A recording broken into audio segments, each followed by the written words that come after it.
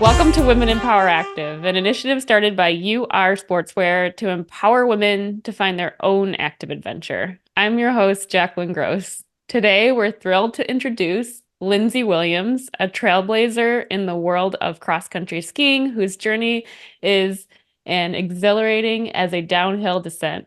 I've admired and looked up to Lindsay since our time together as teammates at Northern Michigan University. Around that time, marked the 2006 Winter Olympics, where Lindsay was part of the Olympic team, a testament to her unwavering dedication and unmatched work ethic. Lindsay has carved her path to success, leaving behind tracks of inspiration in the snow to follow. From the snow-adorned starting line on the Olympic stage to whipping up culinary masterpieces as a chef and a promising return to the world of ski racing. Join us as we glide through Lindsay's extraordinary journey, navigating the peaks and valleys of her career and uncovering the true meaning of resilience in the face of icy challenges. Lindsay, welcome to the show. Thank you so much for doing this. I really appreciate it. Thanks for having me. Yes. I have so many questions for you, but we'll start at the very beginning. Yeah, let's start at the beginning. Yeah. How did you become active? Were you inspired by someone in your family or friends, or how did that begin for you? I've just always been a very active person. I was always playing outside, just running through the woods, and just like enjoyed being outside and being active, always on the go, always moving, and then also very competitive as well. So, starting from a young age, just like always wanted to compete in things and be the best in things. And then that turned into like found track and have never been like kind of, I don't know, like basketball or soccer, like the ball sports of more of just Mhm. like go, just do things, go hard sort of thing. So Yep. track seemed like an easy fit. It's like I can run, just run as fast as you can. I'm in. So yeah, so that's kind of like track was where I started doing sports. And then really found out that I loved competing. And then I started doing cross country running because I mean, more running, it made sense. And then the cross country running coach was also the cross country ski coach. And so he just kind of was like, you should do cross country skiing. And I was like, well, I do want to stay in shape for running during the winter. So I'll just do it to stay in shape for running. So that's kind of how I started cross country skiing. I ended up, and that was eighth grade when I joined the ski team.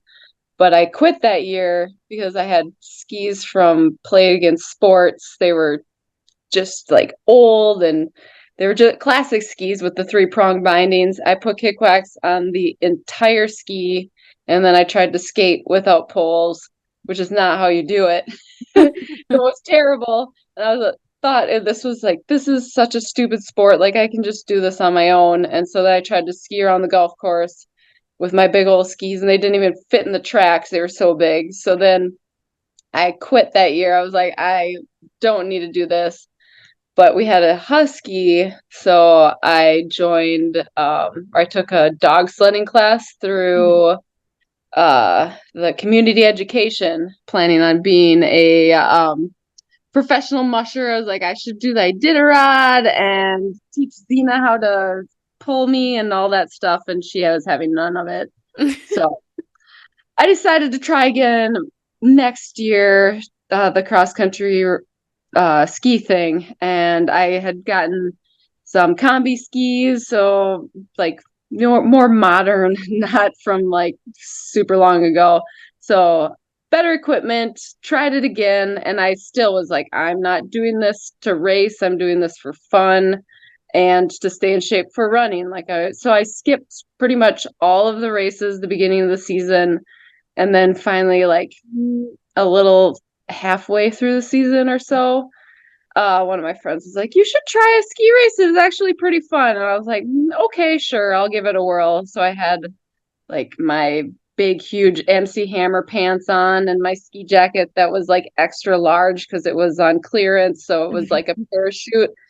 Went out. It was like a 2-person interval start and just like hammered the 5K through the woods. And I was just like, this was awesome. So then I started ski racing the rest of the season, and my coach, Rick Wheeler, gave me one of his wife's old race suits, so I didn't have to wear my parachute and MC Hammer pants for the rest of the races. And had so much fun. And I did not make the sections team that year. I like almost did, but I didn't. And so I was watching the sections race at Murphy Hannerhan from the woods. So it was pursuit back in the day. So it was one day was classic ski and interval start, and then the next day you started your skate race where you finished the classic race. So you knew exactly where you were going to finish.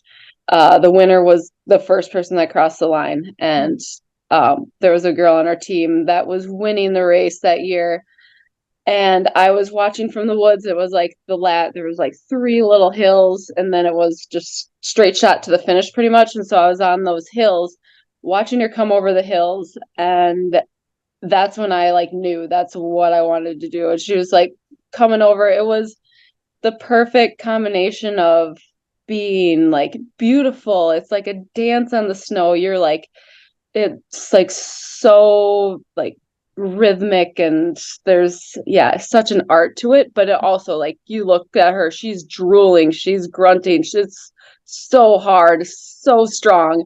And I was like, that is what I need to do. So that's when I decided, I was like, I am going to be racing this race next year, and I want to win it. So I signed up for a summer program that year, trained really hard, and I did win that race the next year by 4 minutes. So Wow. that kind of, and then things kind of took off from there, because I was invested. I was all in.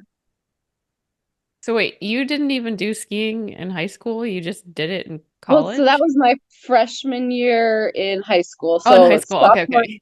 sophomore year in high school is when I started like racing. So I Okay. trained all summer after my freshman year for skiing. I joined the Brockman Wilson Nordic program, and then was doing it all the time. Oftentimes, like people start running to get in shape for soccer, but I've never heard somebody who like was running and then started skiing to get in shape for running. So that's really cool. I mean, talk about that woman, like, or girl, like working so hard. Like when I first came to Northern, I was like, so blown away by how hard the ski team worked, and like all of your workouts were like so intense. It was like running Mhm. had to do like part of it, and then the skiers had to do like 5 more reps of whatever we were doing.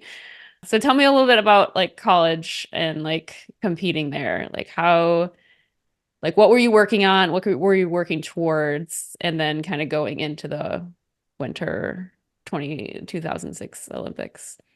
Yeah.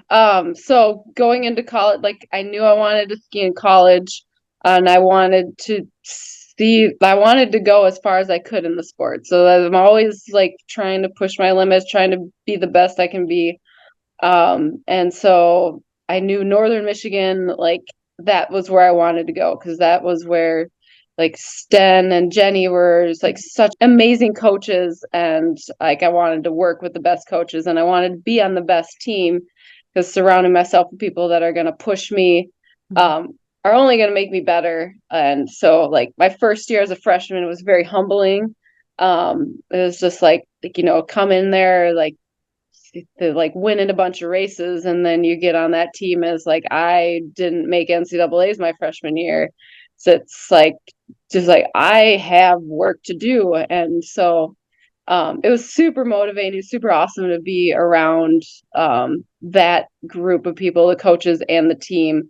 So it was very competitive, but it was in a really healthy way. Like, and so that really, like, I would not have gotten to the Olympics without that support system.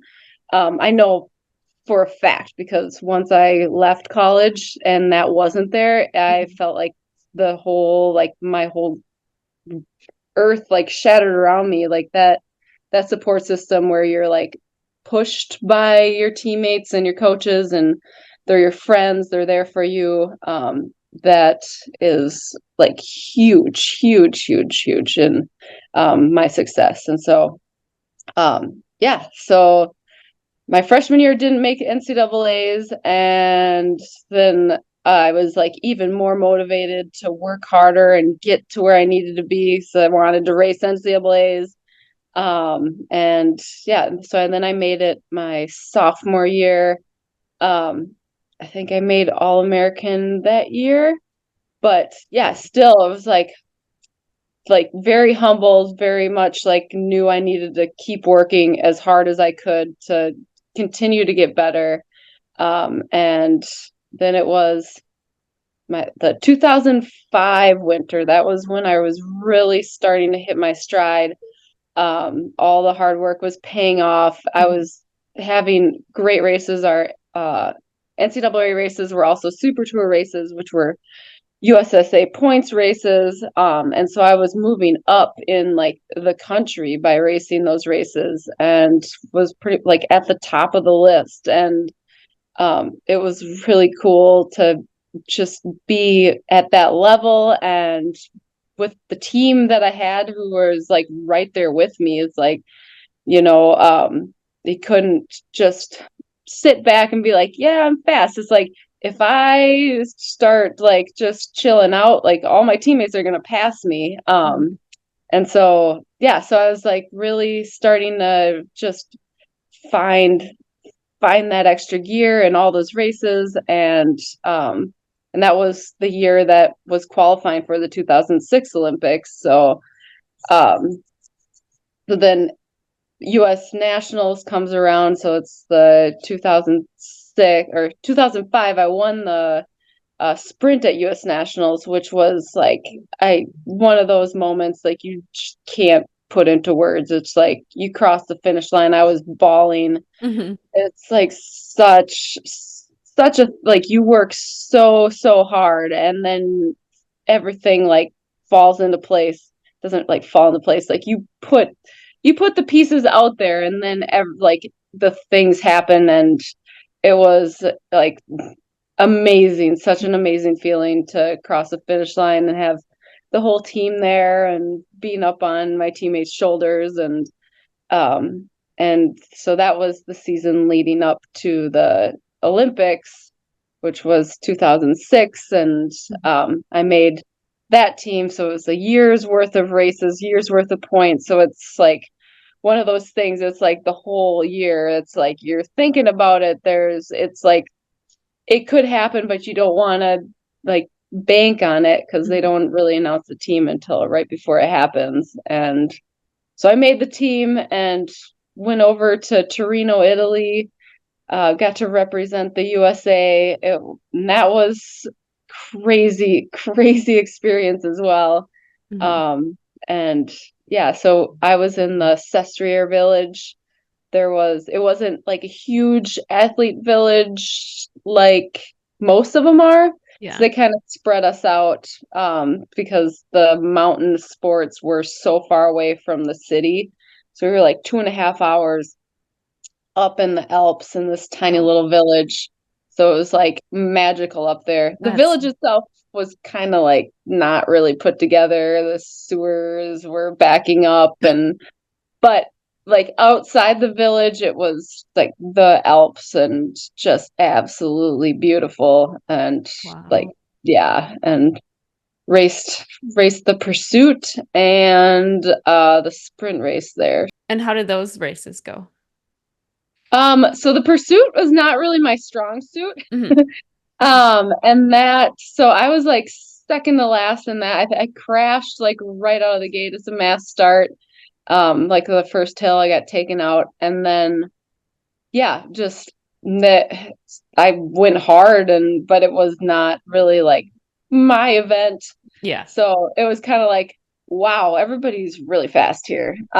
So yeah, it was super fun to Mhm. be out there wearing USA suit for that. And then but the sprint race, that was like my race. Um, and yeah, and like honestly, I was so focused. I like barely like I almost have no recollection of the race itself because it's just like I was in that place in my head Yeah. where you just like go as hard as you can. I remember crossing the finish line and like looking around and being like, I just raced in the Olympics, and I ended up, so I was 35th in that race, like just like 0.2 seconds out of qualifying for the quarterfinals. So I Wow. didn't make the heats, Yeah. but it was still like 35th in the world. I'll take That's it. yeah, Um, that's amazing. but yeah, like crossing the finish line and then going through the media zone, and like that was also one of those times where you're just like, wow, this really happened. Like Hmm. it, so yeah, it was so cool to be there. Like my only I don't have very many regrets in my life, but I do regret I didn't go to the opening ceremonies because the pursuit race was like the next day and we were so far away from the main village and where they were having the opening ceremonies. And so a lot of people who were racing early in the village that I was at didn't go to the opening ceremonies. And so I was like, yeah, well, I'll go to the next one. Like this is the first of many Olympics. Like, and that was the one and only, and I totally didn't go. So I do regret not going to the opening ceremonies because that's one of those like you don't have that every day. Hmm. But I did go to the closing ceremonies and saw Ricky Martin there. So yeah, so Yeah, that was yeah, so cool. Plus, I'm sure there's a lot of nerves going on too. Like you're not always like and you're not relaxed enough to like maybe go and see and yeah. And I enjoy was it what really. like I was 21 years old, and yeah, I Yes. was like, I'm totally gonna go to so many more of these, Hmm. and like I'll have plenty of opening ceremonies. So older me is like, come on, what were you thinking? So yeah, That's a very funny like I mean, but I also like yes, I love that attitude. Like that's great. I mean, yeah, yeah. yeah. So confidence. Yes. I need more of that. Definitely. Um, I was gonna okay, so just to kind of get into like the details of ski racing. So like you're saying like all year you're competing. So like basically there's not like running where you have to kind of get in a race and like finish in a certain place. I mean, obviously you have to hit certain times too in that race, but like for skiing, you have a point system like throughout the year. Is that what how it works? Yeah, and so the point system, it's since you can ski the same course, like even if like from the morning to the afternoon, and the times are completely different. So snow conditions, like times don't really matter for Okay. races. It's how you do compared to the people you're racing against. And so Mhm. there's like a penalty. It's this whole like math equation. So if you're racing against fast people, you have less of a penalty, and so they take like the time back you are from the leader, and like depending on who's racing it. If you're racing against fast people, you get better points. If and you are up in the like close to the leaders, you get Okay. better points. If you go slow and you're racing against fast people, you'll have less of a penalty in your points. And if you race against slow people and you do really bad, you have bad points. It's like this whole equation, which I still like don't really understand, and it's been changing over the years too. So Yeah. I just be as fast as I can. They do the math, and then yeah. But yeah, if you race against fast people and you do well, that's much better than racing against a bunch of slow people and doing well. Okay. So yeah, I can kind of see how that would work too because like yeah, it's definitely dependent on conditions. Like sometimes the snow is different. I mean, obviously I'm not the expert, but it's like the yeah, snow conditions would be different for different yeah. races. So that kind of Snow conditions like change the whole world. Like yeah, yeah.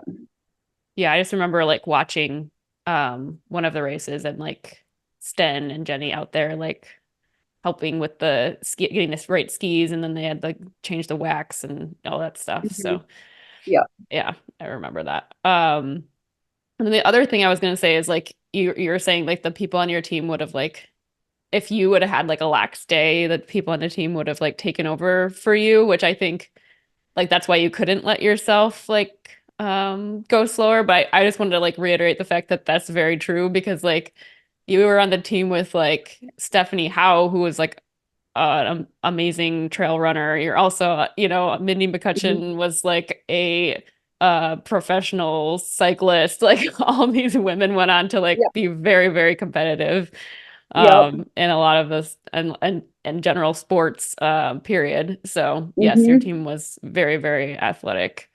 Yes. Um, so okay, so you wanted to go on and like compete in, obviously there's the 2010 Olympics. Like how did the training go for that? Yeah. So after the 2006 Olympics, I still had 1 year of NCAA eligibility. So then I raced college that year. Mhm. And that was the year that we swept the podium both days. So for NCAA skiing, for Nordic skiing, you can qualify 3 people from your team for if your team qualifies. So you Mhm. only have 3 skiers, and it was me, Lindsay Weir, and Morgan Smith that qualified, and Maria Stuber and Tammy Cochin were like right there. It was like so close. Like we could have qualified 7 easily and like Mhm. kicked so much butt, but we could only qualify 3. So it was just me, Lindsay, and Morgan that could represent NMU. And so we had 2 races. One was a 5K skate, and one was a 15K mass start classic. And they were 2 days apart. And for the 5K skate, I won that race, and then Lindsay Weir got second, and Morgan Smith got third. So we Mhm. swept the podium that first day, and then that was like wow, like all the whole team is on the standing on the podium, which was like very much a big deal. And Yeah. then we had the classic race 2 days later, and it's a mass start, so you know exactly where you're finishing. Lindsay Delin or Lindsay Weir, no, she's Delin. Lindsay Yeah. Weir won that race. I finished right behind her, and then coming around the corner is Morgan Smith and one other girl. And so it's just like we were watching her. It's like we knew if she crossed the finish line before this other girl, we would have swept the podium both days. And she did. She hammered down that home stretch and she beat the other girl. And we like, so then me and Lindsay like just tackled her right in the finish line. Yeah, so we swept the podium both those days, which was like another one of those like moments where you're like, holy shit, like that is so cool. Yeah, and so that was the highlight of the 2007 year. And then after that, then I was done with college racing. So now I'm on the national team. Mhm. And that's when it just kind of started to feel like not as supportive. I also like, so yeah, so I was like more on my own. And now, like on the ski team, there was like training camps you had to go to, but I needed, like, you weren't really getting paid. I think I was getting, what was I getting? Like $600 a year from the US ski team. And I still had to pay like a lot of travel, like plane tickets, and I still had to pay rent for a place to live and food. And so yeah, so it got really stressful. Mhm. And then also just the expectations. So once like I had made that Olympic team and I had put that out and then you're like, I'm making Olympic teams, like this is what I need to do now. Mhm. And that just starts to really weigh heavily. And like mental health wasn't really talked about much back then. No. It's like you're an athlete, you're tough, like you figure it out. But Mhm. I like was falling apart like big time at that point. And I so then I think like part of it too. Like, so my body was starting to like have problems. I had compartment syndrome and had surgery on my legs.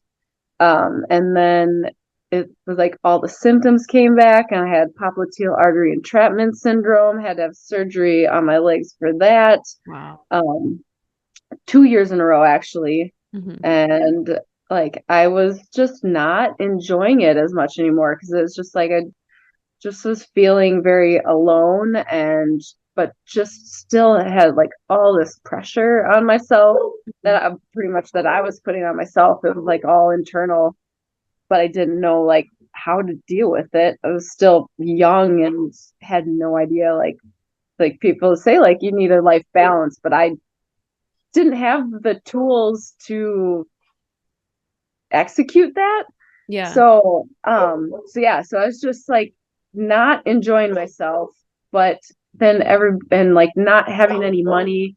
The last year on the US ski team, I was pretty much living out of my car because they told me I had to go to Utah to train.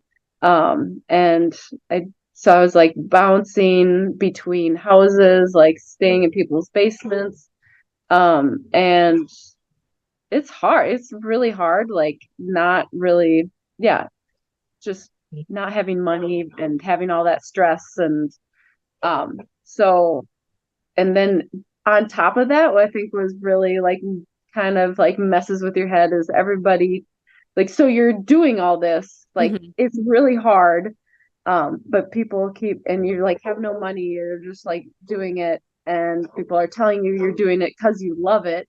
And but like I'm not really loving it. And so then you start to like kind of, I don't know, it just really messes with your head because then you're like, I'm supposed to love it. I'm supposed to love this, but you're like, I don't love it, but I'm supposed to. Yeah. So I was having a really, really hard time the last like two couple years skiing. It was such, yeah, I was falling apart mentally leading up to the Olympic year, and my points were not great. And it's like if I had some real impressive races at US Nationals, like maybe I had a chance. Hmm. I could do it, but that did not happen. It wasn't it wasn't happening. I had Yeah. nothing to give. And so up in Anchorage, didn't make the team. They were announcing the World Cup team that was like going before the Olympics. Um, Maybe they announced the Olympic team there. Don't remember which, but I knew I didn't make the Olympic team at that Hmm. point. And that's when I was just like, I'm done skiing. I'm done skiing. I don't think I ever want to ski again. Like, this is like, I was just so over it. So yeah, so I had a plane ticket to go back to Utah when I was in Alaska. And when it was time to go home, I just like, I can't, like, I just want to go home. I also had a broken thumb at that point too. I broke it in the fall roller skiing, um and I'd seen a hand specialist like when I was home for a hot minute at Christmas time, and Hmm. they're like, well, you need surgery. But so it's like, I need to go home. I need to figure out what's going on with my legs, and I need to fix my thumb. And so I just changed my plane ticket to come back to Minnesota and stay with my mom. And yeah, yeah, I was at a very, very dark place then. It was like I left Alaska, I was just like crying and was like, I don't know who I am. I don't know what I'm going to do from here on out. Like, this was what my whole life and being was, and now it's gone, and I don't know what to do. So it was a dark time for Yeah. me, but yeah, it needed to happen at that point because I couldn't have gone on like I was going for much longer. When you got surgery the two times, like I know a little bit about compartmental was whatever it's syndrome, Yeah, compartment even though I don't remember syndrome. what it's called. Yeah. Um, just because I remember somebody like George had it. Somebody on the team, I think after you left. But can you explain a little bit about that? And then the other surgery, I'm definitely not familiar with it all. And then on your recovery periods, was it like a full year that you had to take off, or how did that work? So I had the compartment syndrome surgery. So I had fasciotomies. Okay. That was in 2008. That was the spring of 2008. So they just like take all your fascias, the sheath around your muscle, and just split it open. Hmm. So then there's room for the muscle because the muscle just gets so packed in there that blood doesn't flow really. It kind of just like chokes everything off. So they just put slits like a little putting a slit in a bratwurst and letting it Hmm. breathe. So that was in Yum. spring of 2008. Yeah. And then, and so what was happening to my legs is like my calves were like calves and shins, just excruciating pain, like while I was ski racing, and my feet would go completely numb. And which is kind of scary when you're going down hills and you have to like turn and figure out where you need to know where your feet are. Yes. And so they did that surgery, and that wasn't terribly long. That was like I was like back on my like back to doing things, I want to say within in like a month, but it wasn't, it was like, like I'm doing things and then like getting into it. But then my all the symptoms were coming back the next year and didn't know what was going on. And then like had tests done and they're like, it's popliteal artery entrapment syndrome, which is kind of the same thing. I wasn't getting blood flow below my knees because the tendons in my calves just got overdeveloped. Like the muscles got overdeveloped just from like overtraining. And then the tendons get bigger and then they close off the space where the popliteal artery behind your knee takes all the blood below your knee. Yeah. So then that was just getting squeezed shut when I was racing. So I was not getting any blood to my calves or feet. And so then they had to do surgery. So that one, since they were messing around with your arteries, they didn't want to do both legs at the same time. So it was you do one leg and then because they want you up and moving so you don't get blood clots. Hmm. And so they did one leg. And then as soon as you're like comfortable, like using it so you could like walk on that one leg, then you do the other one. So those were about a month apart. So it took like a month to get back to using my legs. So that was like a 2 month ordeal. And then, yeah, and then I wasn't like ready to like do running sprints. It's like 2 months out, and then I can like do things and then like get back into uh, training. So that was, and then the next year they found out they didn't do enough of the surgery because they were trying to be pretty conservative when they went in for the popliteal artery entrapment release. So they had to go back in and clear out more space because it was not enough that they did the first time through. So yeah, Wow. yeah. And then on that last one, so that was after I didn't make the 2010 team. So I was doing the leg surgeries and then my thumb was broken.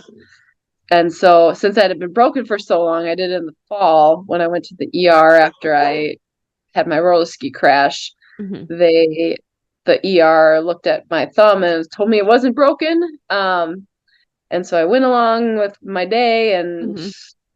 weeks and months and it's like it's still purple. It still hurts like real bad. Uh it was broken, but when they tried to fix it, since it had been broken for so long, I had like a pin sticking out of it for 6 weeks.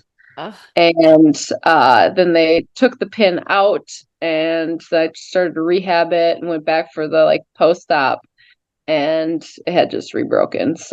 Oh my gosh. So then they had to go back in and now it's just a titanium rod. They're like, so it's a fused thumb, so it doesn't bend, which Oh my is, God. I did not know this. How do you're lifting weights and your thumb just doesn't. I mean, it bends at like the bottom part, just that like the Oh, top second. knuckle Okay. doesn't it doesn't bend there. So Wow. yeah, I'm just not gonna like win any video game slaying things. Oh my gosh. Yes, that is definitely a lot to go through in a very short period of time, plus all the stress. And I don't know anybody who's had a wonderful 20s Yeah, period. yes. 20s are hard regardless. Yeah, they sure are. Yeah, they really sucked for me. Yeah, so so you got through that, or you're getting through that. Like, you went back home. So are you like just living at home? And then what happens next? So then I was at my mom's house. Well, I was doing surgeries and Hmm. then trying to like figure out my life. So then I was like, and I had studied sports science in college, and the plan was I was like, I'm gonna be an athlete, and I'm gonna work with athletes. That's what I'm gonna do. But in my mind, I was like, I need something else. Like I can't do it. Like I just was like so heartbroken in that area of my life. Where I was just like, I need something completely different. And I'd always liked cooking, and so I was just like, well, I think I'll do culinary school. So then I like signed up for culinary school for that fall. So I was like, I'll be able to walk by then because after like rehabbing from all these things. So signed up for culinary school in the fall, found a really crappy apartment in Minneapolis. It was like really, really bad. Hmm. And then moved to Minneapolis and went to culinary school. And since I had the like nutrition and science and stuff already done, it was just the cooking classes that I needed to do. So that was a year and a half. And then straight out of culinary, I was still in culinary school, and I got my first like restaurant job working back at the house, and that was at the Bachelor Farmer. So I Hmm. was there for 4 years, and then went to restaurant Alma, another really great restaurant, James Beard award-winning restaurant. Worked there for 2 years, and then I went to Young Joni, became a sous chef there, worked there for 3 years, and yeah, so like it was that was definitely different, but Hmm. there was still like very much, I don't know, I could still like get competitive and push myself in that Hmm. really intense atmosphere of the back of the house restaurants. But then I'm like in the restaurant world, it was that was hard. That's very, very stressful.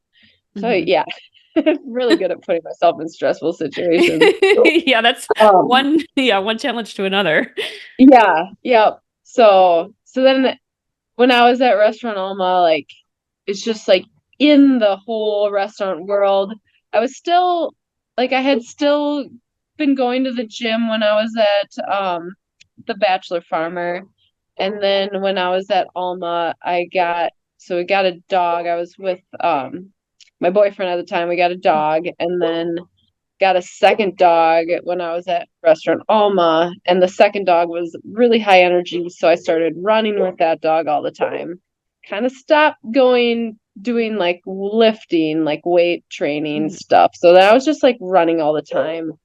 And then when I was in restaurants, drinking too much. And so it's just kind of like I was starting to feel just kind of crappy, and I was like starting to recognize that like Yeah. I like wake up hungover and like just go for a run, and then go to work and just do that every day. And so then I was like I was really missing pushing myself physically. Hmm. So I found a gym that had like a free class Friday that was like 2 blocks away. So did that, and I could not do a pull up like without bands, which was like, what happened to me? I It don't was believe like it. it happened, and I was just like, it was such a wake up call. I'm like, this is not okay. Like, Hmm. but and so it's just like, wow, I've still had been running, but like Hmm. lost so much strength, and yeah, was not where I wanted to be at all. But I also like loved that atmosphere. I was like, this is what I need. I need to like get into the gym and like push myself and do this. So then I joined that gym and was there for like 3 classes a day every day and started like really cutting back on my drinking and just started really getting back into the fitness. And then I started getting stronger, started doing pull-ups, started like winning class every day and like loving it. So yeah, so then that kind of really started turning back around. And then when I went to Young Joni, I was sous chef there. So then I'm like, I'm not like drinking with all the line cooks all the time. And I was like really, really loving the fitness part. And Mhm. that's when I could like start to feel myself being drawn back into like, you know what, like I had the restaurant, like I needed that in my life. I needed to take a step away from it, but it was time to go back into the health and fitness world. And so yeah, so I had a was a like a meeting with my managers, my bosses, and like, where do you see yourself in 5 years? Do you see yourself, oh, like being the head chef of a restaurant or owning a restaurant? And I was just like, no, I don't. Like, I don't see, that's not what I see. And that was kind of like a big wake up call. I'm like, all right, what am I doing now? Mhm. And then when that was like very, very shortly before the pandemic hit, which then I was able to be like, I am going to get certified in personal training and start looking for gym jobs. I don't know where I'm going to find that because the world is closed down, but I'm going to take the first steps in the direction that I think I need to go.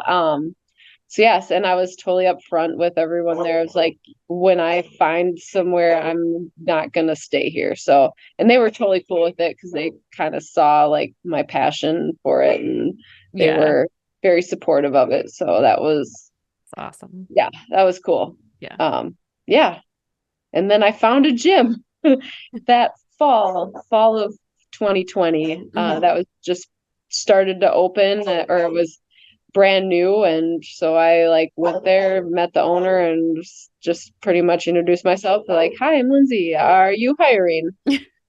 And they weren't, because they didn't have any money, but they needed help. So like, if you want to help us out, and we'll like kind of give you some experience, and then when we do have money, then we'll hire you. So I pretty much spent all of my mornings there before I went to work at the restaurant, until they could pay me.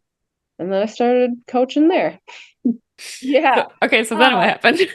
so then I was there. So I was at that gym for 2.5 years. Hmm. Kind of got it going. And it was like, since it started in the pandemic, there was a lot of different like growths that happened, a lot of different changes.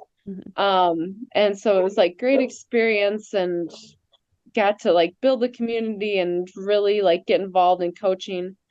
And like got to write programs and did some personal training, did like group classes, and just like loved it, and like making a difference in people's lives and seeing how like I could influence people, like just is like so fulfilling. It's like this is what I need to do. And then it also, that gym had a sauna cold tub situation. So other gym people would come there, including like a bunch of CrossFit people, which turned me on to CrossFit. So I met like a bunch of CrossFitters and just like, what is this thing? It's like a sport where you're just like working out. Like, okay, tell me more. And so I eventually got into my first big CrossFit competition and loved it so much. I like didn't know how to do a lot of the things, but kind of like taught myself how to do like handstand walking and um like double unders, just like struggled through that, just in my spare time at the gym. I just like try to learn these things. Yeah. And then found out after that first competition, like I actually need to get some coaching on some of these things, like the Olympic lifting things, like so then I started going to like some CrossFit gyms, like popping in, getting some more coaching there, and then like making friends with some real badass CrossFit woman, and like yeah, just really got into CrossFit and competing in that. I Yeah, and then and I also had been doing the Berkey too all these years, but Yeah. it's just like skiing it for fun. Like I started in Wave 9 and just would have a reunion weekend with my old teammates and not really compete in it. Just ski the Berkey and survive. Yeah. Um and then so then I was like starting to get in this CrossFit stuff, and then like the competitive like part of me, it was like, all right, like this is it's on. And so then the Berkey 2 years ago, so that'd be 2020, 2022. Hmm. um I was in wave 2 and I was like, all right, you know what? Like I'm gonna see how hard I can make myself hurt. Like, let's go. And I had all I had been doing that year for skiing was coaching. Like I had like an 8-week program where I was teaching people how to ski. It was like very much just like I was standing around pretty much and doing technique work. So I hadn't really been training for skiing. So did the Berkey, went as hard as I could, and I ended up qualifying for the elite wave after that race. I was like, what? Like my goal was to move up to wave 1, but then I just went ahead and I qualified for the elite wave, and I was like, wait, how? Like, wow, okay, cool. Yeah. This is pretty awesome. Um, and then so that was like cool. And then so I was like still just really focusing on CrossFit competition Hmm. the next year. And then um but I was really excited about making the elite wave.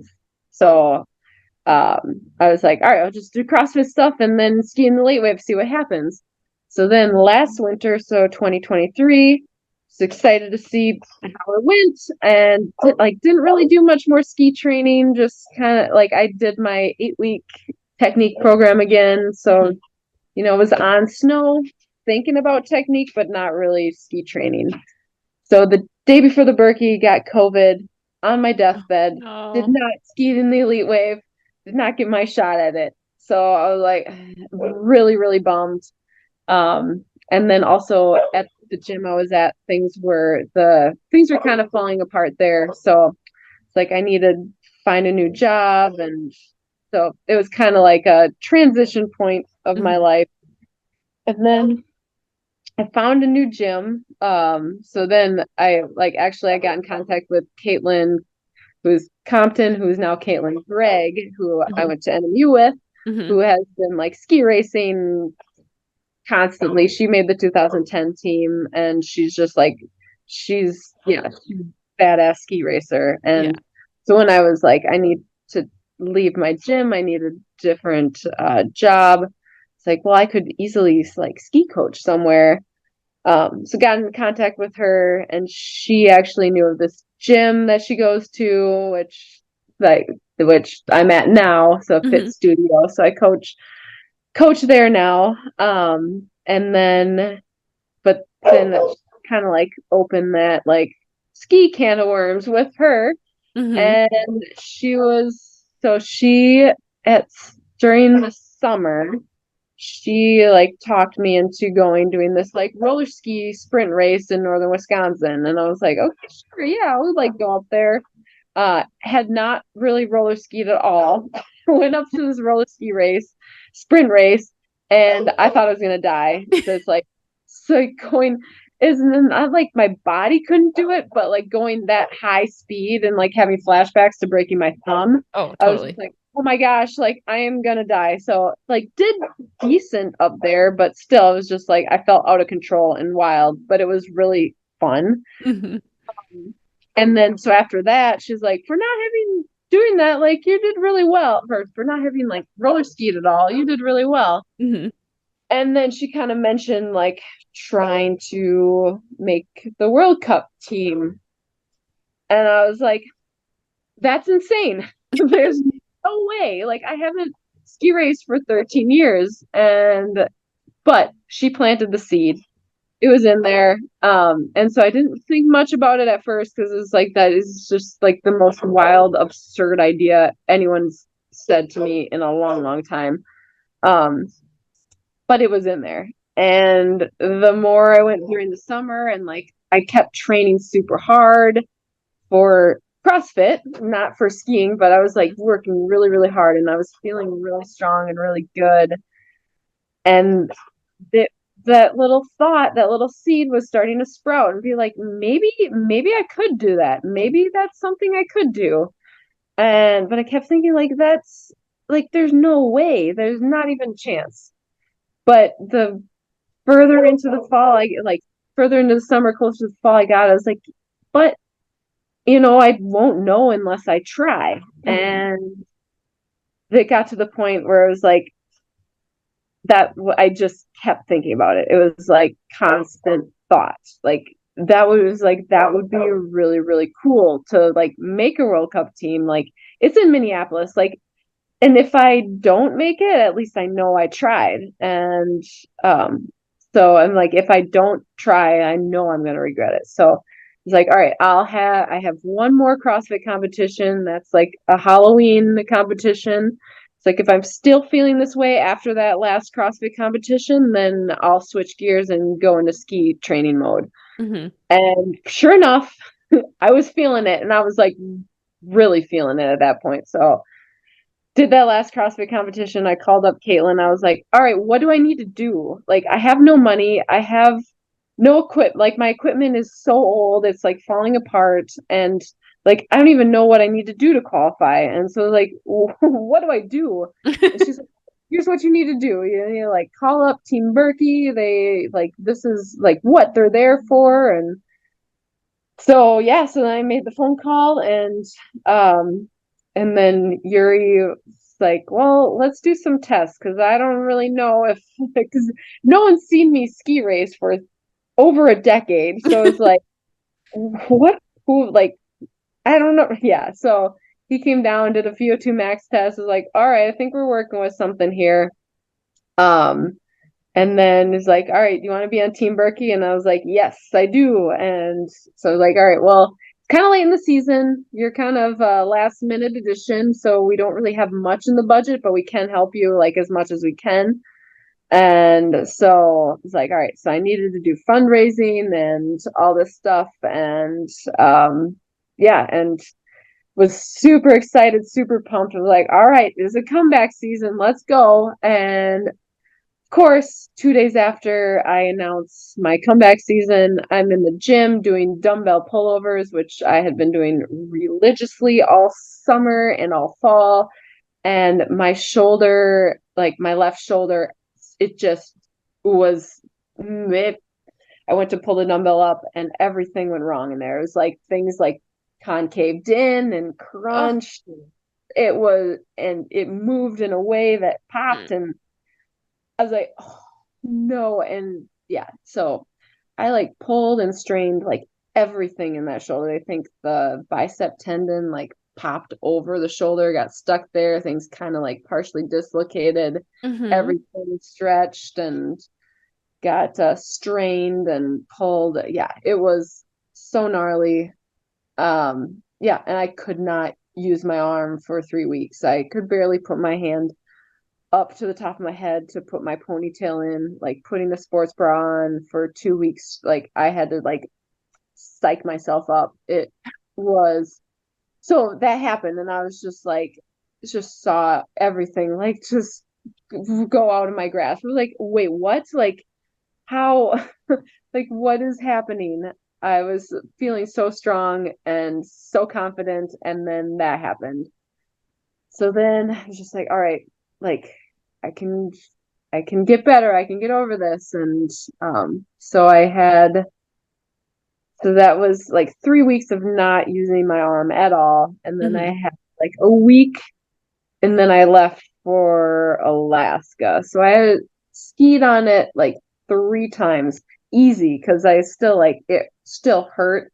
I Yeah. couldn't like raise it over. shoulder level. Like it was, if going below shoulder level was okay, but everything like above that was real sketchy.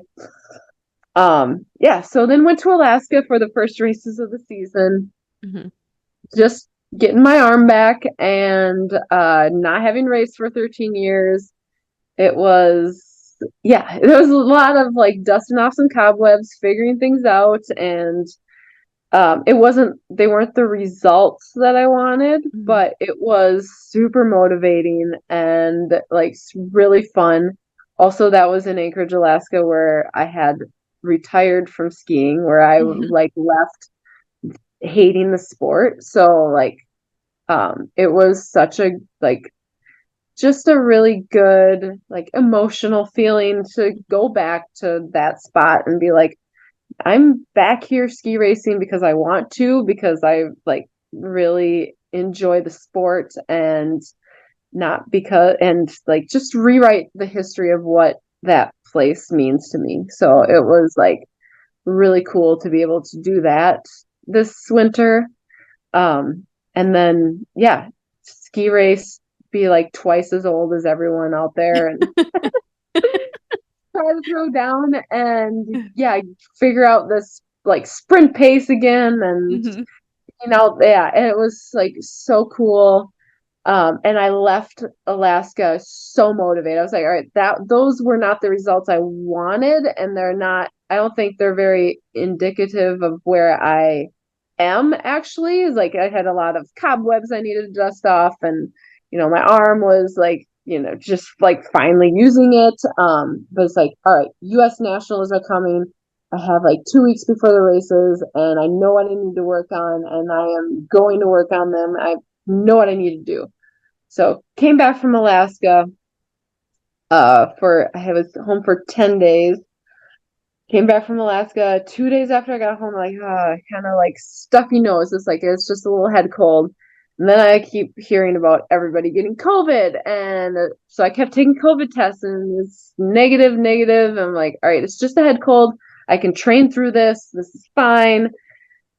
And then Christmas Eve night was like up all night coughing, worst cough ever. I like sat in the shower for an hour and a half, hot shower, just trying to like loosen up stuff in my chest, and it was not working. Christmas morning, woke up, just, well, I didn't wasn't really asleep, just got out of bed, still coughing, went to the gym.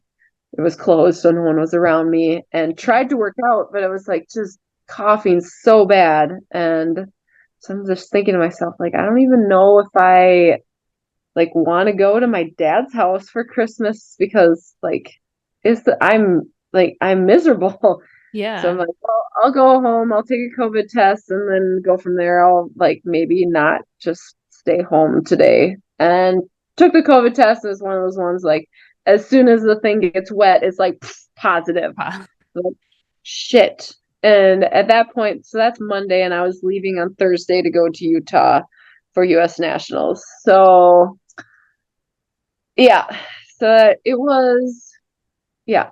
So I left for Utah on Thursday, Hmm. masked up and like loaded up on cough stuff. Took the airplane there, and then like went up to altitude, nice and dry. It's super great for recovery. Hmm. And I kept, and so then I was like, I have races coming. Like I need to like do some intensity stuff, and I need to keep training, but I need to get better. So trying, yeah. So I kept thinking like, oh, like the cough is a little better today. I can do a little like intervals, and Hmm. so I'd like start to feel a little better, but then I would do intervals, and then they like bring it right back. So it was like one step forward, two steps back. The whole Hmm. time I was like getting ready to race there, and then I raced the first race, which was a skate sprint, and I was just like, you know what, maybe I'm fine. Like I like, it's just a K and a half, and I went out as hard as I could, but like my lungs were so trashed. Like it's like as much as I was trying to mentally tell myself like like I can do this, like Hmm. I breathing was hard breathing was not happening. I got done and it was 6 straight hours. I'm like not even exaggerating of violent coughing. Like Oh my God. I was, it was so terrible. And then I had the second race. So I ended up 35th, I think, 35th or 37th, which is still like for not being able to breathe at altitude on a course like that, like that's Yeah. decent. But it's not what I needed to have to qualify. Hmm. So, I had one race left. Um, but also being out there at US Nationals, like lining up, I was I think 2 spots behind one of the girls that I coached Hmm. um for the Minneapolis Ski Club. So like seeing everyone out there and seeing like a bunch some like my old teammates who are coaches now, it Hmm. was like it was such a cool feeling to like be back there and be racing, even though of some of the other things about that sucked. Like Yeah. Like recovering from COVID. yeah, yeah. Yeah. So yeah, so then I had one more race and that was 2 days later and my lungs were I felt worse than I did going into the skate race at that Mhm. point because now I'm like yeah, just totally trashed my lungs and my body is feeling terrible.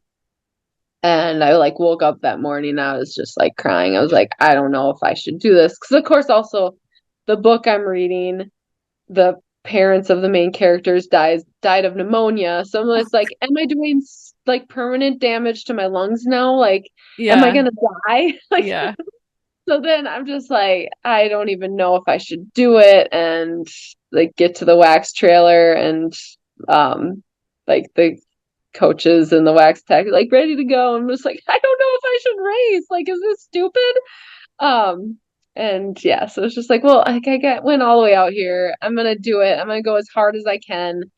So yeah, so I raced and it was not a great race, but it was really fun just to go as hard as I could and yeah, cough Yeah. a lot afterwards. But yeah, so that was US Nationals, and then I cried a lot after that because it's like I had those big lofty goals and so much like such high like result expectations going into the season Hmm.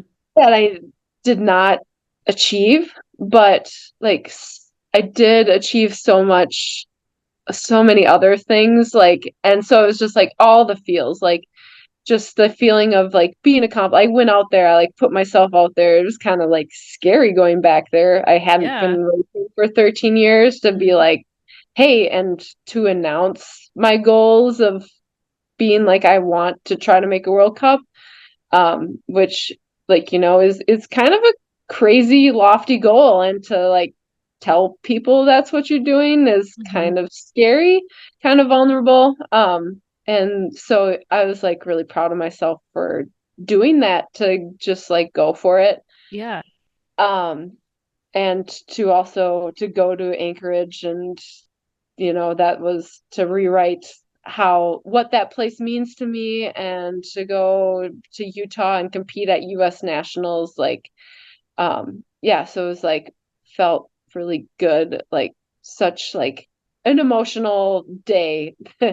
So like a lot of like frustration, but a lot of like like I I did the thing that I went out set myself out to do. So Mhm. um yeah, so all that was it was a lot. But Yeah. yeah, came home and then it's like, all right, the Berkey's up next. And so I did the low pit to kind of get ready for the Berkey. I was like, I gotta sign up for a longer race. That was shortened to 10K.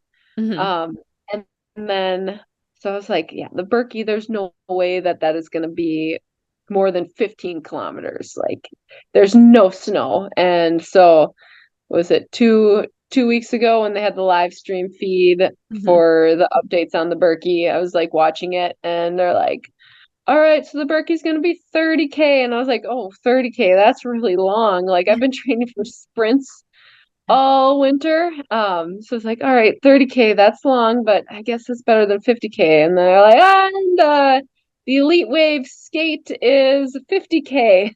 And I was like, what? Oh my God.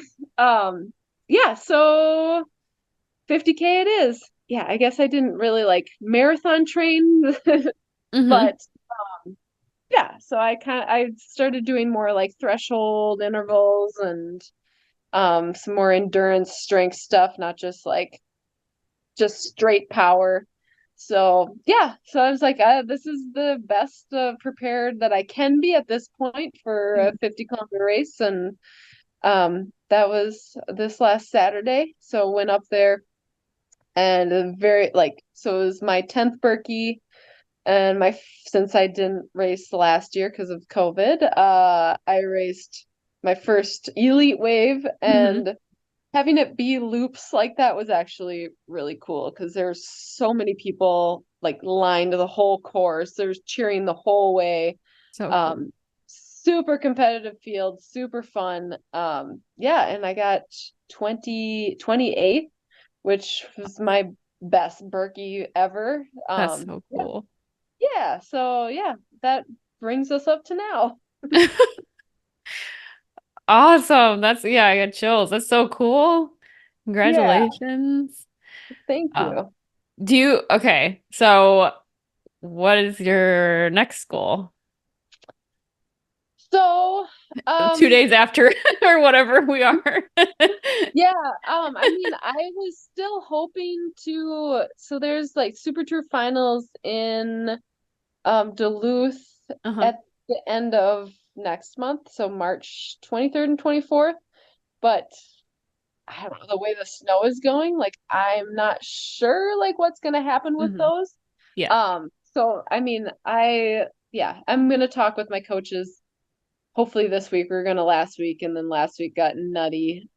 So yeah, so I'll may I was hoping to have some more ski racing Hmm. this winter because I feel like a lot of my winter has been so like messed up, like getting Yeah. all over all sorts of hurdles thrown my way. So it would be nice to like get a couple more races in, but we'll see what Mother Nature has in store.